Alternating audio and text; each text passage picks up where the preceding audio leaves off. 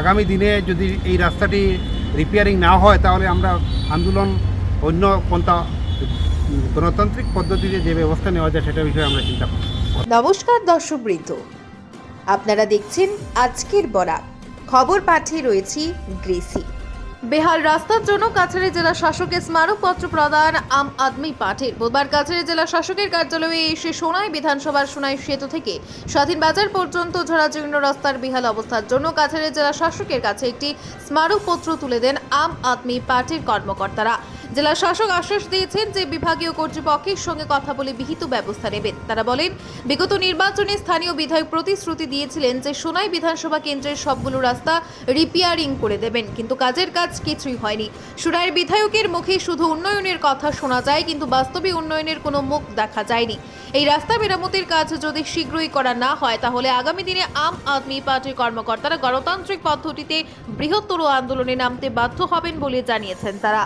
প্রিয় দর্শকবৃন্দ, শীঘ্রই এলাকার বিভিন্ন স্বাদের খবরাখবর পেতে আজই আমাদের আজকের Barak ADM Facebook page like করুন এবং এরই সঙ্গে আমাদের এবি আজকের বরাক শীর্ষক ইউটিউব চ্যানেল সাবস্ক্রাইব করে বেল আইকনে ক্লিক করতে ভুলবেন না কিন্তু।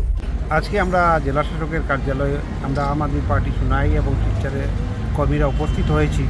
তার কারণ হলো, আপনারা নিশ্চয় জানেন আমাদের সোনাই সমষ্টির সোনাই ব্রিজ থেকে স্বাধীন বাজার পর্যন্ত জরাজীর্ণ রাস্তার অবস্থা অত্যন্ত বেহাল। প্রতিনিয়ত জনগণ দুর্ঘটনার শিকার হচ্ছেন। তার জন্য আমরা বাধ্য হয়ে আমরা স্মারকলিপি প্রদান করেছি।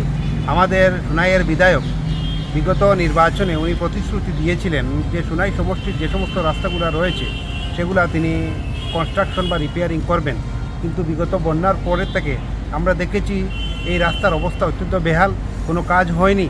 আমাদের সোনাইয়ের বিধায়ক এই বিষয়ে অত্যন্ত সন্দিহান। উনি শুধু ওনার যে উন্নয়নের কথা শুধু ওনার মুখে শুনতে পারি, কিন্তু বাস্তবে আমরা কোনো উন্নয়ন দেখতে পাই না। তাই আমরা বাধ্য হয়ে আজকে আমরা জেলা শাসকের কার্যালয়ে এসে ওনার সাথে দেখা করেছি এবং ওনাকে একটা স্মারকলিপি প্রদান করে, এবং উনি বলেছেন যে বিভাগীয় কর্তৃপক্ষের সাথে কথা আলোচনা করে বিহিত ব্যবস্থা নেবেন। এবং আমরা আম আদমি পার্টি সোনাই আমরা সবাই মিলে আমরা আগামী দিনে যদি এই রাস্তাটি রিপেয়ারিং না হয় তাহলে আমরা আন্দোলন অন্য পন্থা গণতান্ত্রিক পদ্ধতিতে যে ব্যবস্থা নেওয়া যায় সেটা বিষয়ে আমরা চিন্তা করব। আপনারা দেখছেন আজকের Barak, a house of Adrija digital media.